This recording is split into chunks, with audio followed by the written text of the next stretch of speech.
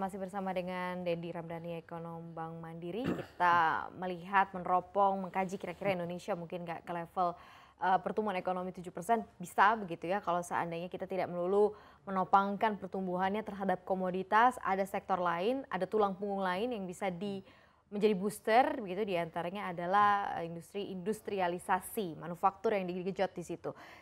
Bahwa sejauh ini sektor manufaktur ini jadi kontributor terbesar PDB, namun selalu di bawah laju PDB sebenarnya, produk domestik bruto ya Pak ya. Nah, kesiapannya seperti apa, tadi ada beberapa faktor juga yang harus diperhatikan. Nah, ini kalau seandainya kita lihat seberapa besar daya tarik Indonesia dari luar sendiri, dari untuk penanaman modal asing atau PMA-nya yang juga trennya cenderung melambat. Ini kalau dilihat data dari punya Pak Denny sendiri begitu ya, di sini dari 9 month 2018 yang paling dominan justru malah di real estate and industry estate ya, business activity. Ini seperti apa untuk jabaran data-data ini Pak? Ya, jadi ya investasi itu bisa dijadikan apa ya, indikasi ya kira-kira arah ekonomi ke depan itu seperti apa. Ya menarik memang yang berkaitan dengan industri dan kebutuhan infrastruktur dasar ya seperti electricity, gas dan water, air itu yang paling tinggi ya, karena memang itu yang kayak misalnya program listrik 35.000 gigawatt gitu ya.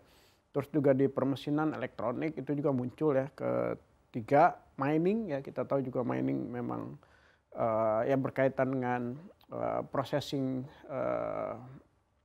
barang tambang logam ya, seperti nikel, tembaga, emas ya, itu juga besar. Terus transportasi ya kita tahu banyak infrastruktur. Terus satu lagi yang agak menarik di PMA itu real estate gitu, itu tuh ya salah satu yang besar terakhir ini. Walaupun sebenarnya raihan dari PMA sendiri tidak begitu maksimal ya, belum begitu maksimal, itu juga kalau dibandingkan dari tahun-tahun yang data-data yang Pak Denny miliki kan ada tahun sebelumnya, di tahun 2018 kemarin memang rata-rata cenderung melambat jika dibandingkan tahun sebelumnya ya Pak ya. Apa sebenarnya yang perlu dilakukan begitu untuk menarik Indonesia khususnya untuk penanaman modal asing sendiri dalam negeri Pak? Saya pikir ya cara menariknya ya hal klasik ya, semua orang udah tahu ya, memperbaiki iklim investasi ya,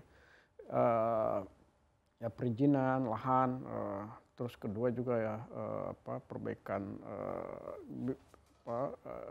birokrasi ya, kualitas regulasi, terus infrastruktur.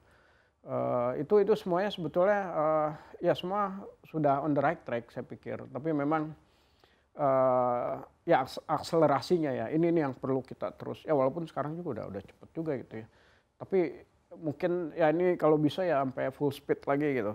Nah terus ya berkaitan dengan persaingan dengan negara asing juga kan, di sini kita bersaing dengan Vietnam gitu ya, Thailand gitu ya, tapi ya kita sebetulnya masih bersaing juga gitu ya. Ya di beberapa industri misalnya otomotif ya, Hyundai itu udah lagi proses mau masuk itu 1 miliar dolar ya untuk bangun mobil listrik, karena memang potensi pasar besar dan juga mereka akan mentarget Australia gitu ya, jadikan basis produksi di Indonesia ini. Terus tekstil juga ini ada kesempatan lagi karena ada perang dagang Cina dengan Amerika ya. Terus ya produksi tekstil ada kemungkinan nanti ke negara di luar Cina gitu ya. Indonesia punya kesempatan karena memang punya kapasitas. Dari sisi kesiapan, kalau di antara data yang dimiliki oleh Pak Denny itu mana yang paling lebih siap untuk menggenjot industrialisasi ke depannya? Khususnya untuk PMA masuk ke kita juga bisa genjot industrialisasi ke depannya Pak Dendi. Karena kalau dilihat kan memang dari segala macam hal yang klasik seperti misalnya tadi sampaikan begitu ya, perizinan, birokrasi dan lain-lain, itu kan memang sekarang sudah semakin dipersempit begitu ya, sekarang lebih mudah begitu, tetapi memang belum, kenyataannya memang belum bisa menggeliatkan atau menggenjot sektor secara keseluruhan. Industrialisasi kita juga belum mumpuni juga untuk menjadi penopang atau tulang punggung pengganti komoditas tadi.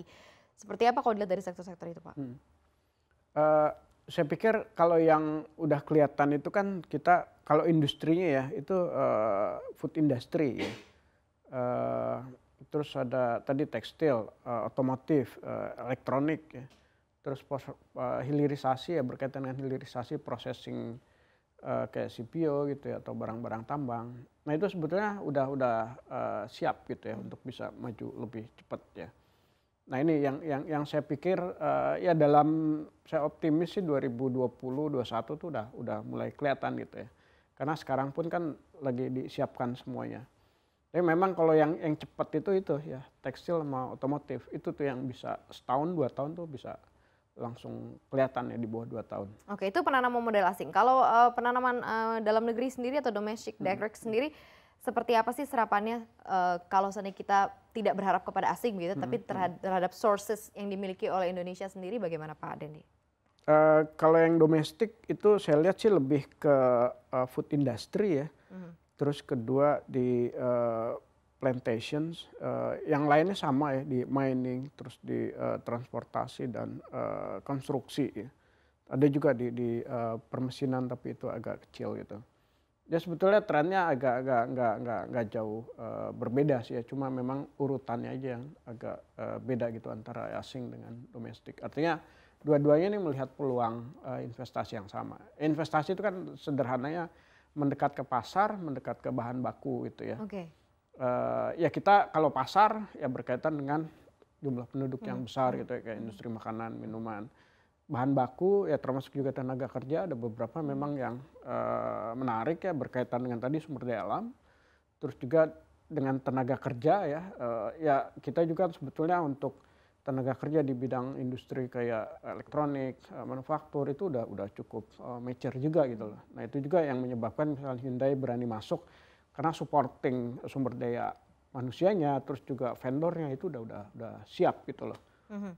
Target Indonesia seperti apa sih? 2019 tuh Indonesia harus melihatnya sebagai tahun seperti apa Pak? Khususnya kalau kita fokuskan kepada industrialisasi, kepada pemanfaatan sumber-sumber atau source dalam negeri, kemudian juga menarik investor, bersaing juga dengan negara luar begitu.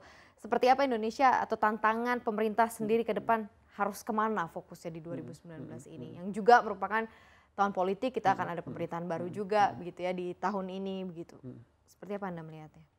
Ya kalau tahun 2019 ini kan mungkin ya kita harus menempatkan dalam konteks jangka panjang ya. Bahwa apa yang dilakukan ini baru satu langkah untuk 1000 langkah ke depan gitu ya. Nah jadi ya hasilnya nggak bakalan kelihatan cepat gitu ya. Ya pertama itu ya ini perbaikan institusi ya, berkaitan dengan gimana memperbaiki iklim investasi. Terus kedua sumber daya manusia ya, ya ini ya terutama sumber daya manusia di level pekerja yang skill gitu ya, bukan di manajemen ya, jadi supporting untuk produksinya. Nah itu kan lewat pendidikan vokasi ya, yang sekarang juga mulai diintegrasikan antara dunia pendidikan dengan industri ya, di SMK-nya, di universitasnya ya. Terus satu lagi ya tentu tadi infrastruktur ini ya supaya lebih terintegrasi dengan pembangunan wilayah dan pembangunan industri. Nah kita ya masih merajut ini semua gitu ya. Oke. Ya. Jadi siapapun sebenarnya yang akan melanjutkan kepemimpinan di tahun 2019 ini diharapkan bisa cukup menggenjot industrialisasi dalam negeri begitu Pak? Betul. Karena ya itu langkah selanjutnya siapapun yang terpilih ya. Kita udah tahu bahwa permasalahannya ini dan kita memang sedang menuju ke sana ya, ini harus didorong supaya bisa terajut semua komponen ini dan kita bisa mentransformasi ekonomi kita ya, tadinya komoditas ya industri, karena kalau mau jadi negara maju atau high income countries dengan pendapatan per kapita yang lebih tinggi, industri yang harus jadi tulang punggung. Dan bisa saja memungkinkan menuju di atas 6% bahkan 7% begitu. Sangat mungkin ya, 3 tahun apa 3 tahun atau 4 tahun ke depan begitu ya. Terima kasih Pak Dedi sudah hadir pada pagi hari ini di Squawk Box.